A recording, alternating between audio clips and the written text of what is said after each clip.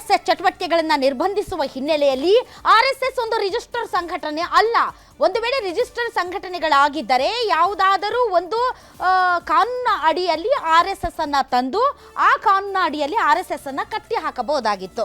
ಆದರೆ RSS ಸಂಘಟನೆ ಅಲ್ವಲ್ಲ, ಅದು ಒಂದು ಭಾವನೆ, ಅದೊಂದು ವಿಚಾರಧಾರೆ. ಆ ವಿಚಾರಧಾರೆ, ಆ ಭಾವನೆಯನ್ನ ನಂಬಿ ನೀವು ಕೂಡ ಅದರ ಪಾಲುದಾರರು ಅಥವಾ ಭಾಗಿದಾರರು ಆಗಬಹುದು.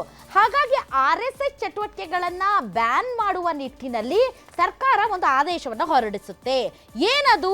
ಖಾಸಗಿ ಸಂಘ ಸಂಸ್ಥೆಗಳು, ಸಂಘಟನೆಗಳು ಸರ್ಕಾರದ ಸ್ಥಳ, ಆವರಣ ಹಾಗೂ ಸಾರ್ವಜನಿಕ ಆಸ್ತಿಗಳನ್ನು ಬಳಸುವುದನ್ನ ನಿಯಂತ್ರಿಸುವ ಬಗ್ಗೆ.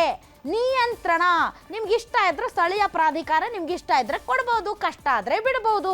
ನಿಮ್ಗೆ ಇಷ್ಟ ಆಗಿಲ್ಲ ಅಂದರೆ ಹಲವಾರು ರೀಸನ್ಗಳನ್ನು ಕೋಟ್ ಮಾಡ್ಬೋದು ಮತ್ತು ಅನುಮತಿಯನ್ನು ನಿರಾಕರಿಸಬಹುದು. ನಿಯಂತ್ರಿಸುವ ಬಗ್ಗೆ ಒಂದು ಆದೇಶವನ್ನು ಹೊರಡಿಸುತ್ತೆ. ಈ ಆದೇಶದ ಹಿನ್ನೆಲೆ ಏನು?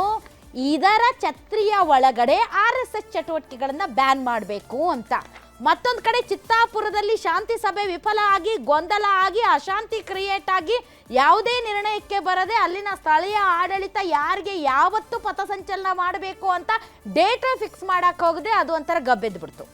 ಈ ಕಡೆ ಹೈಕೋರ್ಟ್ ಧಾರವಾಡ ಪೀಠದಲ್ಲಿ ಈ ಆದೇಶದ ವಿರುದ್ಧ ಒಂದು ಸಂಘಟನೆ, ಪುನಶ್ಚೇತನ ಸೇವಾ ಸಂಸ್ಥೆ, ಸಂಘ ಪರಿವಾರದ ಅಂಗ ಶಾಖೆ ಇರಬಹುದು, ಅಂಗ ಸಂಸ್ಥೆ ಇರಬಹುದು, ಅದು ಕೋರ್ಟ್ಗೆ ಹೋಗಿತ್ತು.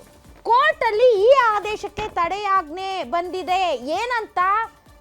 ಸಂವಿಧಾನದ ಅಡಿಯಲ್ಲಿ ಇರುವಂತಹ ಮೂಲಭೂತ ಹಕ್ಕುಗಳನ್ನು ಕಸಿದುಕೊಳ್ಳುವಂಥ ಅಧಿಕಾರ ಸರ್ಕಾರಕ್ಕೂ ಇಲ್ಲ ಅಂತ ಹೇಳುವುದರ ಮೂಲಕ ಸರ್ಕಾರಕ್ಕೆ ಹಿನ್ನಡೆ ಆಗಿದೆ.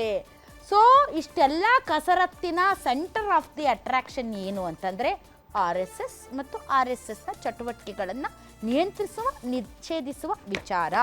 ಹಾಗಾದರೆ ಇವತ್ತಿನ ಕೋರ್ಟ್ನಲ್ಲಿ ಆದಂತಹ ಈ ಹಿನ್ನಡೆ ಏನಿದೆ, ಇದರಿಂದ ಸರ್ಕಾರಕ್ಕೆ ಸ್ವಲ್ಪ ಮುಜುಗರ ಆದಂತೆ ಆಗಿದೆ. ಇವತ್ತಿನ ಈ ಒಂದು ಡಿಬೇಟ್ನಲ್ಲಿ ನಾವು ಎಕ್ಸಾಕ್ಟ್ಲಿ ಅದೇ ವಿಚಾರದ ಬಗ್ಗೆ ಡಿಸ್ಕಷನ್ ಮಾಡ್ತೀವಿ. ಇದೇ ಈ ಕ್ಷಣದ ಸ್ಪೆಷಲ್. RSS ವರ್ಸಸ್ ಸರ್ಕಾರ, ಗೆಲ್ಲೋರು ಯಾರು?